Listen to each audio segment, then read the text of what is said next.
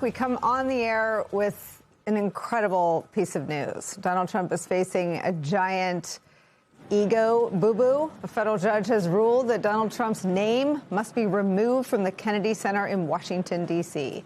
It is a huge setback for his ridiculous effort to take over the institution by brute force. We don't know yet when the letters will actually be removed, but the crowds are growing bigger and bigger by the half hour there in Washington, D.C., as onlookers cheer the effort underway. In the meantime, we start today with another one of Donald Trump's power grabs, the attempted takeover of our elections. Donald Trump finally has everything he always wanted to achieve that in the Justice Department. Loyalists who will not just indulge his conspiracy theories and his attacks on our democracy, but the foot soldiers who are ready to put the machinery of the federal government and the Department of Justice behind Trump's conspiracy theories to amplify them and to validate them. You just have to look at what's happening in California in what would be an incredibly unusual move in normal times. Here's how the top federal prosecutor in Los Angeles, Bill Essayli, cast doubt on that state's primary elections while the votes were still being counted.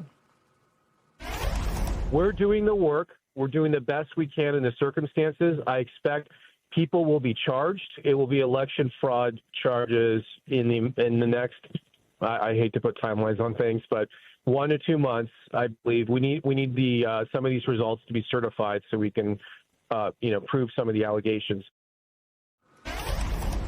People will be charged? How do you know that? What crimes happened? There's no evidence of any crime. There's no evidence of any fraud. And the New York Times reports this, that promise by Essayli, quote, would most likely have been considered a violation of Justice Department policy under decades of past practice. But it's a, quote, vivid example of the Justice Department's approach to voting under the Trump administration. The agency is seeking to assert more control over elections and challenge how states conduct them, a shift that could have significant consequences in the midterm elections this year when control of Congress hangs in the balance. Already in Trump's second term, his DOJ has left no stone unturned when it comes to sowing doubt in the integrity of our elections. They have so far, quote, sought voter roll data from most states, sued those that have declined to comply, opened a criminal investigation into 2020 election results in Fulton County, Georgia, a state Trump narrowly lost last year, and demanded ballots from the 2024 race from Wayne County, Michigan. And brand new reporting from my colleague Carol Leonnig reveals the latest installation in their throw everything at the wall to rig the midterm campaign. Quote, FBI agents on Thursday raided the Cleveland offices of the Ohio Organizing Collaborative, a pro-democracy organization that helps register voters in that state. 3 people briefed on the search told MS Now. According to one board member of the organization, quote, agents approached people with connections to the group, including some who have performed basic canvassing and volunteer work, and pressed them for information. Donald Trump's Justice Department willing to undermine the bedrock principle of American democracy is where we start today with some of our favorite reporters and friends. Senior investigative reporter Carol Leonnig is here. She broke that story on the FBI raid in Ohio. Also joining us, former assistant special agent in charge at the FBI and national security and intelligence analyst Michael Feinberg is back. Also back with us, Puck News senior political columnist, national affairs analyst John Heilman is at the table for the hour. Carol Leonnig, take us through your extraordinary reporting.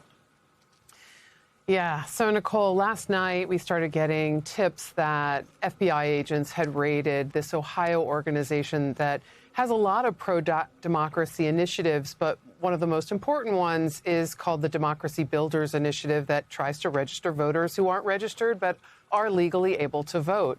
And this seems like a kind of a patriotic goal, but FBI agents raided that office yesterday, according to our sources, and according to a board member of the group who confirmed it for us late in the evening. And those FBI agents also did something really unprecedented, which is that they went without warrants, according to the board member, to interview across the state and show up at the doorsteps of volunteers, canvassers, people who basically just enlisted their own energies to try to register voters. And they were, by insinuation and by the questioning of the FBI agents, it was implied that they had engaged in some sort of wrongdoing. It was, to the board members' mind, straight up intimidation tactics and a fishing expedition, quote unquote. These agents, according to witnesses who we spoke to, did not have warrants to do these interviews, if you can call them that. And it is really a break from everything about the way the Department of Justice and the FBI conducts investigations into the possibility of election fraud or any wrongdoing in election registration. Let me read from the part of the story that has these incredible quotes from witnesses. You reported this, from the board member of Ohio Organizing Collaborative, who told MS Now Thursday night, quote, they had agents all across the state going to civil rights leaders and community leaders' doors, intimidating them, coming and demanding that they talk about literally anything they would ask, adding that agents, quote, ask them if they're committing voter fraud, just on their doors, in front of their houses, with their children, and just following them to work or school. Some of the people said the agents approached without warrants, according to the board member Haney, just straight up intimidation tactics. Carol, is that legal? I don't know that an FBI agent could be charged with a crime based on the description that we receive from sources. But the Office of Professional Responsibility and internal ethics investigators would have looked at this with real curiosity. I can't imagine that individuals who were engaged in this in a previous administration wouldn't have been referred for an internal investigation of the way they handled this. Very similarly, I mean, to the California example that you were describing earlier, Nicole, those would have been the subject and were the subject of the Office of Professional Responsibility at the Department of Justice, investigating prosecutors who said things in the way that Bill Essayli did. I can't believe I'm going to do this, but I want to illustrate how much worse things are than under the people for whom I would never throw celebratory parades. The first term, Jeff Sessions, Bill Barr, and I think there were a couple of people in the middle. One of them might have been named Whitaker. This is Bill Barr calling claims of election fraud bullshit. I made it clear I did not agree with the idea of saying the election was stolen and putting out this stuff, which I told the president was bullshit. And, I didn't want to be a part of it, and that's one of the reasons that went into me deciding to leave when I did. I observed, I think it was on December 1st, that, how can you can't live in a world where the incumbent administration stays in power based on its view, unsupported by specific evidence, that there was fraud in the election. Michael Feinberg, I appreciate in a way I didn't during the first term that people are inside the Justice Department for a variety of reasons. You made a choice to leave. I think that is principled and moral. I admire it. I applaud it. But I think that today is an inflection point for people who've made a different decision. They have to understand that they are now part of something that Bill Barr, quote, didn't want to be a part of. That was the reason he decided to leave. When he observed, I think it was on December 1st, how you can't live in a world where the incumbent administration stays in power based on its view, unsupported by specific evidence. We know what they're doing because it's the same thing they did last time. And now every FBI agent that participated in, if not illegal questioning, certainly extraordinarily unethical questioning of civil rights leaders, the U.S. attorneys who think they're going to charge these cases, as the U.S. attorney in California said on television, he's, quote, preparing charges for crimes that haven't been identified or investigated. That's what they're a part of. That is the project of this Justice Department and everybody that is in it.